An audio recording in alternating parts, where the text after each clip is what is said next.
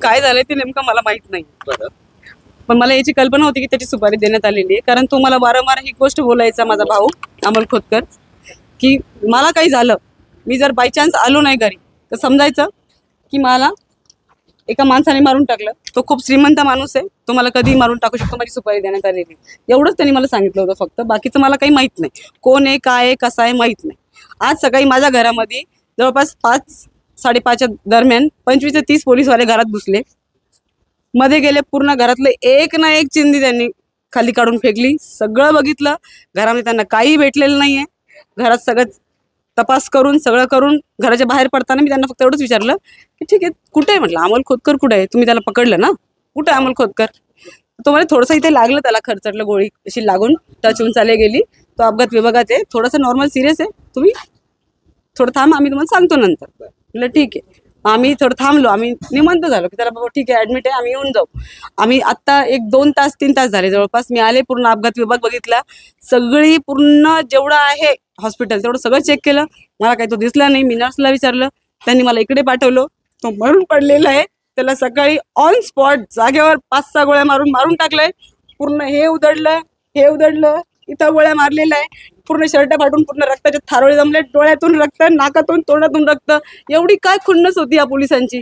Police आहे, त्यांनी गुन्हा केला असेल, त्याला पकडा, जेलात टाका.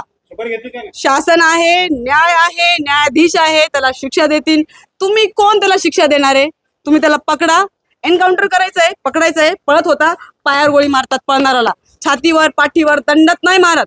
त्याला मुद्दा म्हणून मारण्यात आलेला आहे, त्याची सुपारी देण्यात आलेली आहे. माझी विनंती आहे सरकारला, मला न्याय द्या. मी इथून हलणार नाही, मी अन्न पाणी खाणार नाही. 6वा जो आरोपी आहे, जो काल छत्रपती संभाजीनगरमध्ये अमोल खोतकर हा साई गार्डन, साजापूर, MIDC या ठिकाणी येणार असल्याची माहिती क्राईम ब्रांचच्या टीमला मिळालेली होती. आमची काही टीम बीडला होत्यात, काही जालन्याला होत्यात, इतर ठिकाणी पण होतात.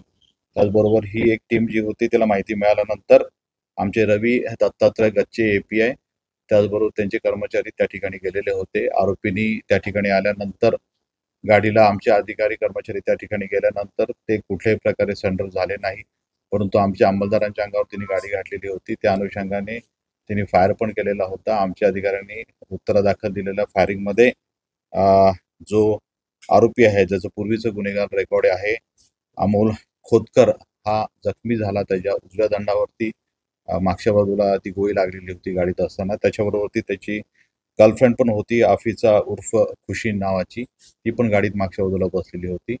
आणि त्यानंतर आमच्या अधिकाऱ्यांनी त्याला हॉस्पिटल घाटीला ॲडमिट केलेलं होतं आणि नंतर त्याला डॉक्टरांनी मयत घोषित केलेलं आहे. त्या संदर्भामध्ये पोलीस स्टेशनचा गुन्हा देखील दाखल झालेला आहे. या गुन्ह्याच्या अनुषंगाने पोलीस आज आरोपींना कोर्टापुढे प्रोड्यूस करून PCR घेऊन गुन्ह्यात गेलेला माल जो आहे तो रिकव्हर करणार आहे. याचा गुन्ह्यातला काय सहभाग, जो मयत आहे त्याचा गुन्ह्यातला? मयत हे सर्व आरोपी जे आहेत ह्यांच्या अनुषंगाने, कारण की ज्या काही त्यांनी रेकी त्या गुन्ह्याच्या ठिकाणी करण्यात आलेल्या होत्या, तपासात बऱ्याचशा बाबी समोर आलेल्या आहेत. सध्या त्या बाबतीत बोलणं योग्य नाही, परंतु हे सर्व आरोपी CCTV फुटेज, रेकी करण्याकरता वापरलेली वाहनं आणि त्याचबरोबर त्यांचं जे काही टेक्निकल अनालिसिस आहे त्या अनुषंगाने हे सर्व आरोपी हे निष्पन्न झालेले आहेत. त्याचबरोबर त्यांच्याकडून काही मुद्देमाल देखील रिकव्हर करण्यात आलेला आहे, जो फिर्यादी आयडेंटिफाय केलेला आहे. त्याच्यामध्ये मुद्देमाल होता कुठला? त्या गाडीमध्ये आहे. सध्या गाडी सध्या सील केलेली आहे, कारण की आरोपींची माहिती वेगवेगळी आहे. तपासाच्या दरम्यान आता ज्या काही आता कस्टडी मिळाल्यानंतर जे काही माहिती येईल त्याच्याप्रमाणे गुन्ह्याच्या तपासामध्ये मुद्देमाल हा रिकव्हर होईल. पूर्वीचे अमोल खोतकरवर पूर्वीचे 10 गुन्हे आहेत, ज्याच्यामध्ये दरोड्याचे गुन्हे आहेत, त्याचबरोबर 307चे देखील आहेत.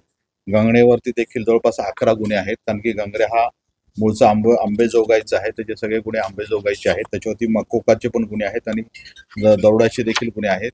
तसेच योगेश हसबे ह्याच्यावरती देखील 7 गंभीर गुन्हे दाखल झालेले आहेत. एन्काउंटर करावा अशी परिस्थिती उद्भवली होती का त्यांनी काय गोळीबार केला? तपासाचा पुढचा भाग आहे, त्याच्याबद्दल सध्या काही. अमोल खोतकर के मैं पिताजी हूँ, और सबसे बड़ी बात यह है कि हमारा पूरा शक सुबह, एक बेटी है मेरी और मैं हूँ, इसके अलावा घर में कोई नहीं है। तो 5:30 बजे आके चेक करके वो 10-20 पुलिस वालों ने आके पूरा चेक करे, पूरा घर ढूंढ ले, कुछ मिला नहीं घर में, सब सामान उठा के फेंक दिए इधर उधर। 10-12 सेना ले ली हमारे बच्ची से, और उसके बाद में हमको बोले कि तुम्हारा बेटा एडमिट है घाटी में, ज़रा सीरियस है। तो हम यहाँ देखने को आए तो बोले वो एक्सपर्ट हुआ है, इनकाउंटर हुआ है, पुलिस ने मार डाले। अरे भाई तुमको किसने बोला मारने का? हाँ, मारो ना, एक छोड़ के 10 गोले मारो, कमर से नीचे पैर में मारो। गुनेगार साबित हुआ नहीं, ठीक है, तुम्हारा कौन सा गुना है क्या है मालूम नहीं। सीधी बात ये है, ये कोई भी कंपनी के मालिक से दुश्मनी थी इनकी कुछ तो ये इन्होंने पुलिस वालों को बेच दिया 2-3 करोड़ रुपए और उन्हें ख़त्म कर दिया। 2-3 कंपनियां बोल गया। सुबह उनकी बातचीत चल रही थी, पुलिस आपस में बोल रहे थे तो मैंने सुन लिया था। तो ये इनकाउंटर हुआ है नॉमिनल, उन्हें गोला चला रहा, ऐसा कर रहा, वैसा कर रहा। हाँ, पुलिस वाले पहले जमा हुई हुई एक बंदूक होंगी पुलिस स्टेशन में, ये बंदूक थी, इससे हमको गोला मार रहा था, ऐसा बोल सकते। चीज भी उनकी, पट भी उनकी रहती ना, डिपार्टमेंट उनका है ना, उनके डिपार्टमेंट का हर आदमी उनको सपोर्ट करेगा।